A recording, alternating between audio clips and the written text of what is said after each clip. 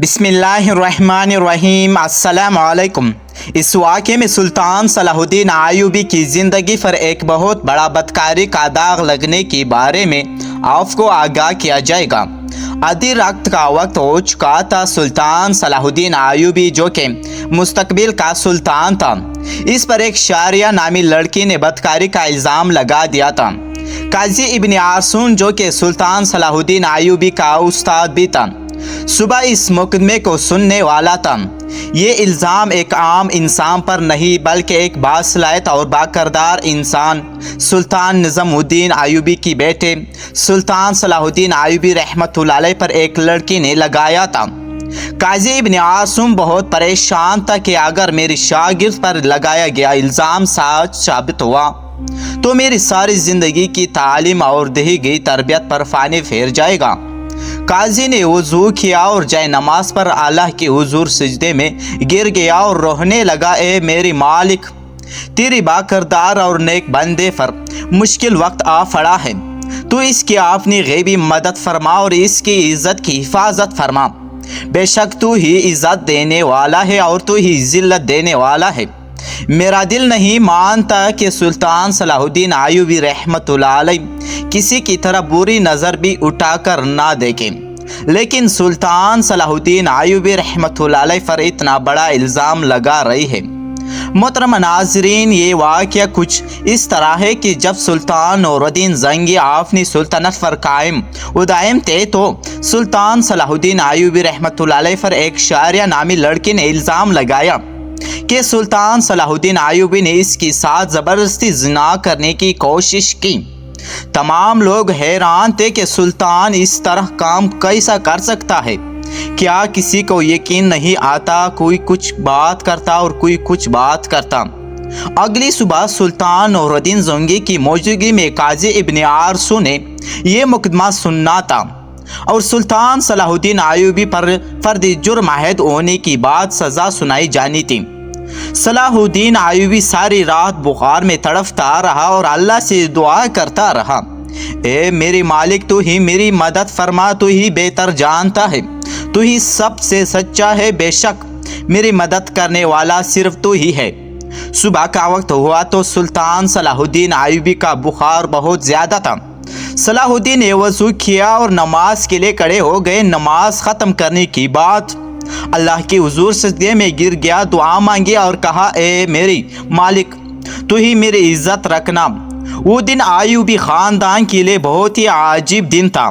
लोग बड़े बेताबी से इस लम्हे का इंतज़ार कर रहे थे कि जब सुल्तान नूरुद्दीन ज़ंगी की मौजूदगी में काजी इब्न आसून इस मुकदमे को सुनेंगे और सुल्तान सलाहुद्दीन अय्यूबी के साथ क्या होने वाला है, क्योंकि इस वक्त भी कुछ लोग नूरुद्दीन ज़ंगी के खिलाफ थे जबकि कुछ लोग नूरुद्दीन ज़ंगी के साथ थे। इसलिए लोगों के जहन में मुख्तलिफ किस्म की सवालात थे। सूरज तुलू हो चुका था। सुल्तान नूरुद्दीन ज़ंगी अपने दरबार में आ चुका था और इसकी बाएजाब काजी इब्न आरसून का तख्त था और नीचे सुल्तान सलाहुद्दीन अय्यूबी की हाथ बांधे खड़ा था। थोड़ी देर के बाद काजी ने फर्द जुर्म पढ़कर सुनाया और फर्द जुर्म पढ़ने के बाद सुल्तान सलाहुद्दीन अय्यूबी रहमतुल्लाह अलैह से मुखातिब हुआ और कहा कि तुम्हें अपनी सिपाही में बोलने का पूरा हक है, आप बोले। काजी की बात ख़त्म होती ही सुल्तान सलाहुद्दीन अय्यूबी रहमतुल्लाह अलैह ने काजी से मुखातिब होते हुए कहा, काजी साहब, जिस लड़की को मैंने देखा तक नहीं, इसके साथ कुछ बड़ा करने के बारे में सोच भी नहीं सकता हूँ। ये सुनते ही काजी साहब ने हुक्म दिया कि शारिया नामी लड़की को हाजिर किया जाए।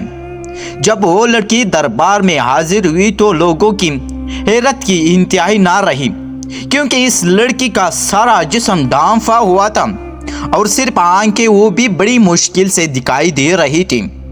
सुल्तान सलाहुद्दीन अय्यूबी रहमतुल्लाह अलैह समझ नहीं पा रहा था कि जिस लड़की को मैंने देखा तक नहीं और वो मुझ पर इतना गुमनान इल्ज़ाम क्यों लगा रही है। मुझसे आखिर ऐसी क्या कौन सी गलती जर्द हुई है जो इस लड़की ने मुझ पर इतना बड़ा इल्ज़ाम लगा दिया। قاضی ارسن عشرہ نامی لڑکی سے مخاطب ہوا اور پوچھا، بتاؤ سلطان صلاح الدین ایوبی نے تمہارے ساتھ کیا کیا؟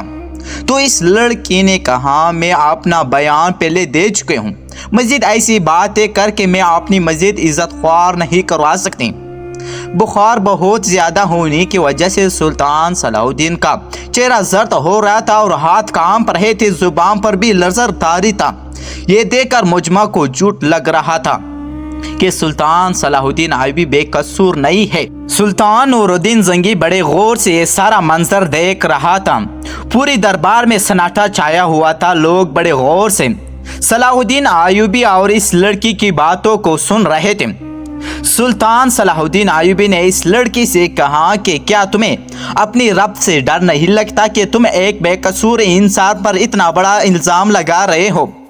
لوگ سمجھ رہے تھے کہ سلطان نور الدین زنگی کا بھتیجا ہونے کی وجہ سے صلاح الدین اگر مجرم قرار بھی دیا گیا تو سزا سے بچ جائے گا۔ صلاح الدین نے قاضی سے کہا کہ جب ہم کسی بھی مسئلے کا حل نہیں نکال پاتے تو ہم پھر اپنے اللہ کی طرف رجوع کرتے ہیں، اور میں بھی اس لڑکی کو کہتا ہوں کہ اگر یہ اللہ کو حاضر و ناظر جان کر اللہ کی قسم کھا کر یہ کہہ دے کہ اس کا الزام سچا ہے تو میں بھی گناہ قبول کر لوں گا، جو مجھ سے سرزد بھی نہیں ہوا۔ یہ سنتے ہی وہ لڑکی صلاح الدین کو بغور دیکھنے لگی۔ وہ سلطان صلاح الدین کی حالت سمجھ چکی تھی۔ تھوڑی دیر بعد غور بخوبی دیکھنے کے بعد لڑکی چیک چیک کر رونے لگی اور کہا، میں تمام مجمع کے سامنے اللہ کو حاضر و ناظر کر کے کہتی ہوں کہ سلطان صلاح الدین بالکل بے قصور ہے، سارا گناہ میرا ہے۔ یہ سن کر سارا مجمع حیران رہ گیا اور اس لڑکی کی چند الفاظ نے انہیں مقدمے کو الٹ کر دیا۔ اتنے میں سلطان نور الدین زنگی دشت سے اپنی کرسی سے اٹھا اور اسی لڑکی کو کہا کہ کیا تمہیں پتہ ہے کہ الزام تراشی کی تمہیں کتنی بڑی سزا مل سکتی ہے؟ تو اس نے کہا، ہاں مجھے معلوم ہے کہ اس کی مجھے کتنی بڑی سزا ملے گی۔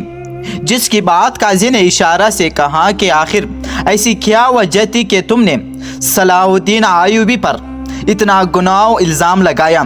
تو لڑکی نے اپنی آنکھیں جھانک لی، لیکن جب سلطان نور الدین زنگی رحمۃ اللہ علیہ نے لڑکی کی طرف دیکھا تو اس لڑکی نے کہا، اے میری سلطان، میں جانتی ہوں کہ مجھ سے بہت بڑا گناہ ہو گیا ہے، شاید جس کی تلافی بھی ناممکن ہو، کیونکہ جو داغ سلطان صلاح الدین ایوبی رحمۃ اللہ علیہ کی کردار پر وہ شاید میں چاہتی ہوئی بھی نہ مٹا سکوں، لیکن یہ سب کام کرنے کے لیے میں مجبور تھی۔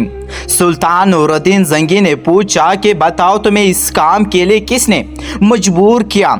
تو اشارہ نامی لڑکے نے عامر ابن مرکوم کی طرف اشارہ کرتے ہوئے کہا کہ اس عالم مرد امیر نے مجھے یہ سب کرنے کے لیے مجبور کیا۔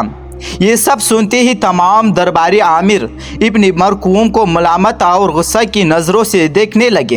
امیر ابن مرکوم اپنی جگہ سے اٹھا اور بڑے دبے کے ساتھ کہنے لگا، یہ لڑکی جھوٹ بول رہی ہے، میں بھی سلطان صلاح الدین ایوبی رحمۃ اللہ علیہ کی طرح میں بھی نہیں جانتا۔